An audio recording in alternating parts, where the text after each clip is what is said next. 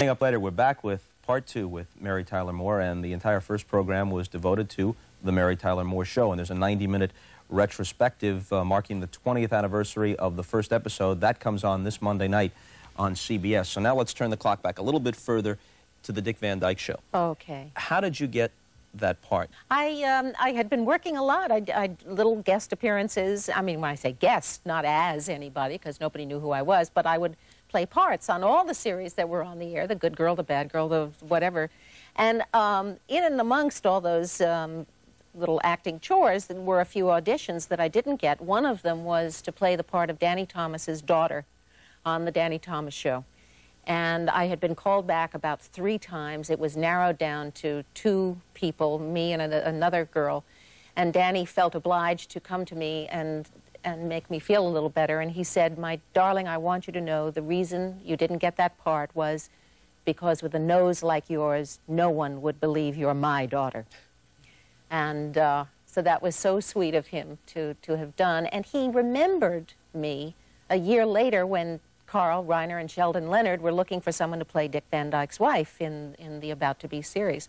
And they had gone through a lot of women, and Carl still wasn't excited about anybody. And he was in a meeting with Danny and Sheldon, and Danny said, "Who is that kid? Who is the one with the 3 names and the funny nose? Get her in here. Maybe she'd be all right." And they called me. I was at home. I was at a girlfriend's house having coffee and bemoaning the fact that everything I had auditioned for that week had been turned down. And my agent called and said, "They want to see you to play the part of Dick Van Dyke's wife on a series." And I said, "Yes, yes, sure. I don't want to be rejected again. I'm not going." And he said, "Oh, yes, you are." So being a person who doesn't really fight and argue too much, I relented. I went over there and I sat down, and it was really a funny feeling for me because I had adored Carl Reiner. I had such a crush on him from your show of shows. And I had to read for him and with him. And I thought I was doing miserably, but he came over to me, he put his hand on the top of my head, and I thought this is the pass that I'm finally going to get. This is some weird thing.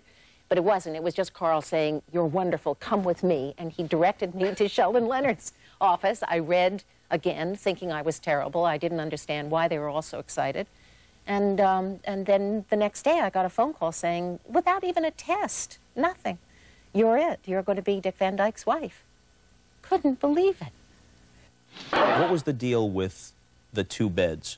Because as most people who have grown up with television are aware, you couldn't show Donna Reed and Carl Betts in the same bed, and if there ever was a bedroom scene, they had twin beds, which was really odd for people in the prime of their lives. Isn't and they're it? apparently Yeah. happily married, and one's sleeping 10 feet away from the other, like they're in cots at military school or something. Yeah.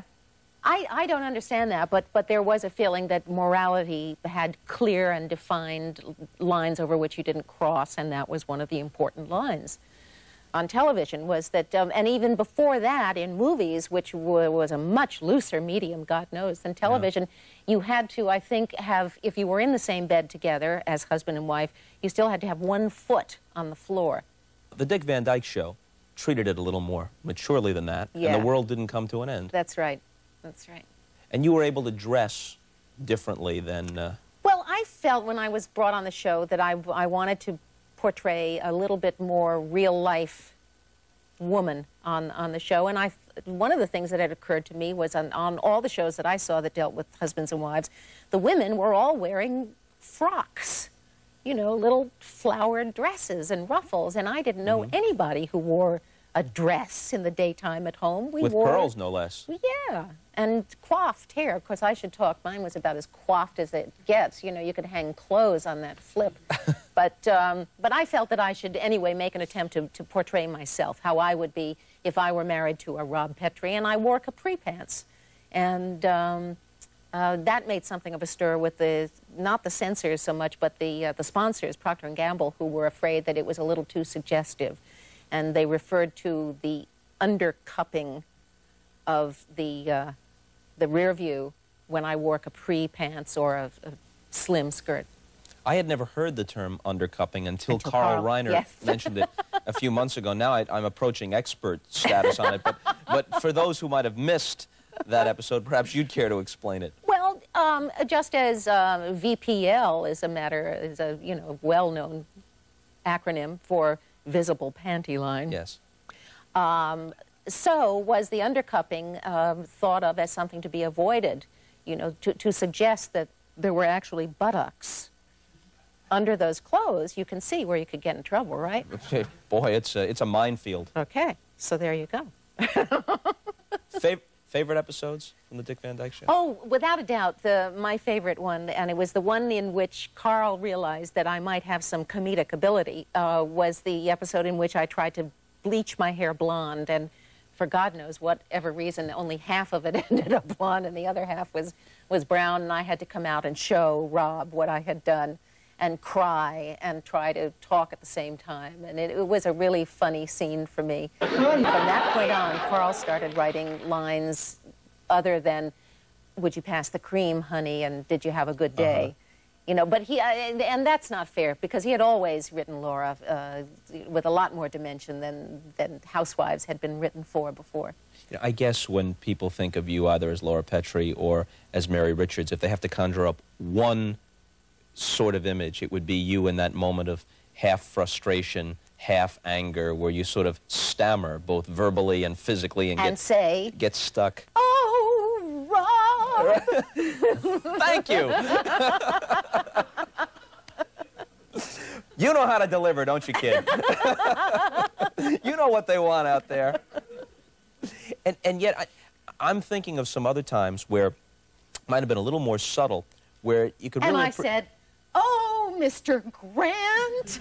Exactly. Okay. Now, that was a stretch. But there was a time with Mr. Grant where you were going to sing some song at, like, the equivalent of the Emmy Awards, whatever they were called in Minneapolis. Yeah. And he thought you were so terrible that well, you pick up the story. You tell it. I won't tell it. Well, I don't know where you're going with it. I mean, it's just, and it's on the retrospective. It's a wonderful, where I had offered my services for this local show because the talent had fallen out at the last minute, and I said, I do sing. I know it's ridiculous. You probably do. He's, no, go, Mary, warble a few bars for me. And I warble one for my baby. It's 2:45. We use that as the background for the credits at the end of the show, the whole song. One for my baby and one for the road. There's no one in the place except you and me. Rhythm. Now, I'm hoping for your sake, because you're such an accommodating woman, that if What do you mean by that? Well, I mean that in only the most flattering sense. All right. I hope that you're not sitting having lunch every day of your life and some fan comes up and recalls an episode. You don't feel obliged to go right in, because I see a life of performing whether you like it or not. You mean like I just did? Yeah. Like trying to recapture that moment of the song and failing miserably. No, I don't try to do that. Or feeling as if you owe it to people. Yeah, no, I don't. But I'm nice to people. I mean, that's not hard to take when people come up and say, "We like you."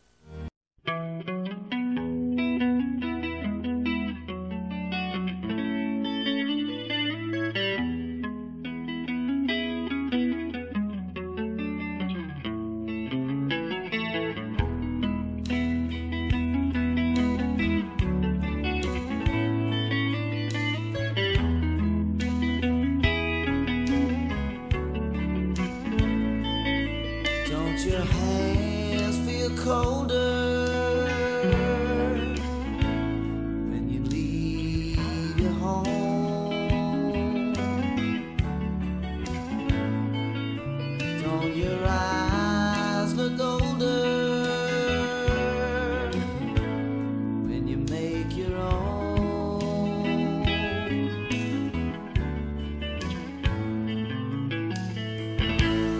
Understand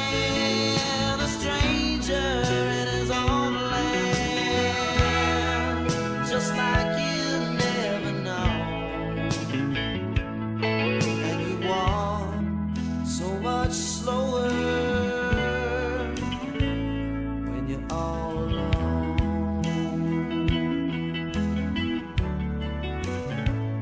When you're all alone. There was a review. I don't know if you're aware of this, or if you are, it's probably been a long time since someone brought it up.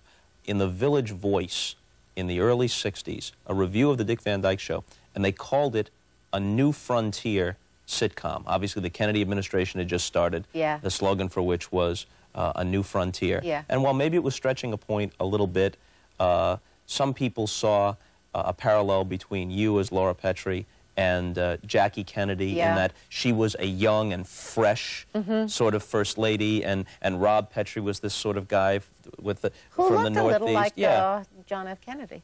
Yeah, and there was a freshness about the show. It was interesting, you know, everybody remembers where they were the day they heard that President Kennedy was shot, and we were all rehearsing on the Dick Van Dyke Show, and it was a show to be filmed that next night, Friday night. I think it was Friday, maybe not. But anyway, we suddenly became aware, after we recovered some of our senses, that in that episode, Richie was to have bought a pair of turtles, and they used to paint the backs of turtles in those days. Now they've discovered that it's cruel, and they don't do it anymore. But on the backs of the turtles were painted the portraits of Rob and Laura. And I look at the turtles and I say, "Oh, look, we look just like the Kennedy family." And we had to take that out of the script, obviously, because of the recent assassination. But yeah, there was some feeling that there was a similarity, and yet we never played on it, really, except for that one time. Before the Dick Van Dyke Show, Yes. you were the girl with the legs on Richard Diamond. Yeah. Private Eye. I was the secretary, the sexy, the phone answering service. They didn't have machines in those days. You would actually pay a service to answer your phone and then relay the messages to you. And he was a detective who would check in with Sam, his answering service woman, and her voice was like this. "Hi, Mr. D. I have some messages for you." And it really caused a big sensation. Nobody saw my face. That you would see a shot of my legs, or you'd see a close-up of my mouth, or you'd see a shot of the back of me looking in a mirror, and you'd just see one eye. So everybody got to make this character his own fantasy. Yeah. And it got a lot of attention, a lot of publicity. And I was, at the time, I was being paid scale to do that show, which was $85 a week. And we could knock off several shows in that week. And after a few weeks, I said, I really think I should be earning a little more money. And they didn't even wait to find out how much I wanted, which was probably going to be like $110.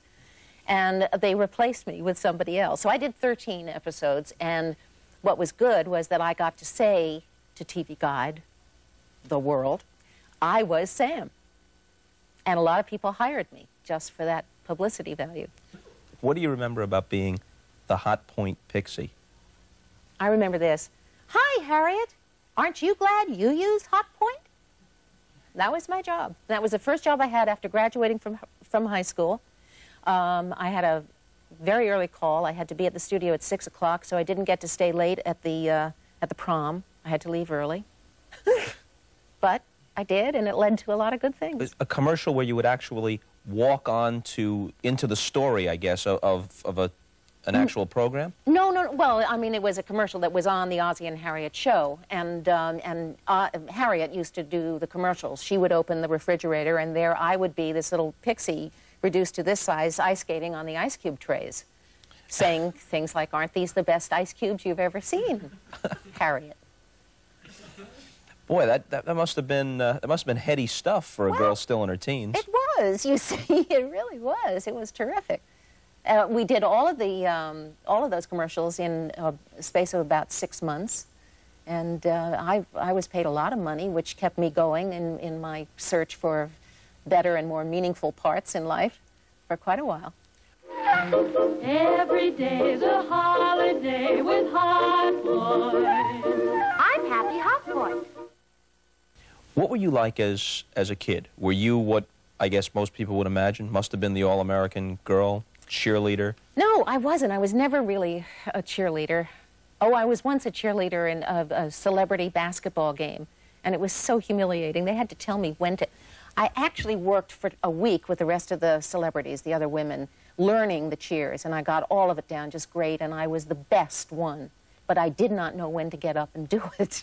They would have to say, "Now, cheer, because I don't know sports. You know, the concept is fairly straightforward. If it's basketball, if it goes through the part where the net is, Yeah. and it's the team you're rooting for that sort of projected it that way, Right. it's good. Is that the wall that's pointy on both ends? Or? No, this is Okay. round. All right. This one's round. All right. Well, okay. I'll give it another shot then. As a little girl, though, what consumed your time? What consumed your fantasy life? What did you want to be? I knew pretty early on, I don't remember how old I was, but it's my earliest recollection that I wanted to be a performer. I wanted to sing and dance and used to trap the family into listening to me do this and watching me do this every Sunday night. The aunts and uncles would all get together, and my cousin and I would put on shows, and I would be the pronouncer of the show and also probably the star of the show, too, if I had my way, and I usually did. Where'd you grow up? In Brooklyn and in Flushing Meadows, and then we moved to Los Angeles when I was 9. And it was then that I started taking dancing and singing lessons. I think my parents did that in self-defense. They figured, well, as long as she's going to do these shows every Sunday night, we better listen to something better than she is now. And so I started training then. I was the only kid on my block who did not want to, at some point, want to be a nun or a teacher or a nurse or a wife and mother. I just knew I wanted to sing and dance. And so I will go to my grave feeling like a failed singer and dancer, not a successful actress. You got to play a nun once, though. Yeah, there was another winning picture, except it was a wonderful experience. It was with Elvis Presley, and I was his last leading lady. And it was called Change of Habit. He played a singing surgeon, not a stretch. No. And I was a nun. But don't you think work. we've had enough films about singing surgeons? I think so, too. And I thought so at the time. I was a little ahead of my time. One being enough. Yeah. Can you recall any dialogue from that movie? No. Do you want to? Mercifully. The focus of the film was on this autistic child who was in the neighborhood and who we were both very concerned about. I as a nun and he as a doctor. And so psychologically he worked on this child to help her through the autism. And in the process, I fall in love with him. And yet I have made my vows of poverty, chastity, and obedience to the Lord. So the last scene is a scene in which Elvis is playing the guitar at a mass, and it's a close-up of me looking from Elvis playing the guitar to the statue of Jesus, and then back to Elvis, and then Jesus, and then we don't know what she did. Don't know. Once again, this coming Monday at 9:30 Eastern Time on CBS, a 90-minute look back at the history of the Mary Tyler Moore Show. They're marking the 20th anniversary of the debut episode back in the early 70s. Thanks a lot for spending these 2 nights with us. Oh, thanks. Really I've enjoyed it. Thank you. We're gone. See you later.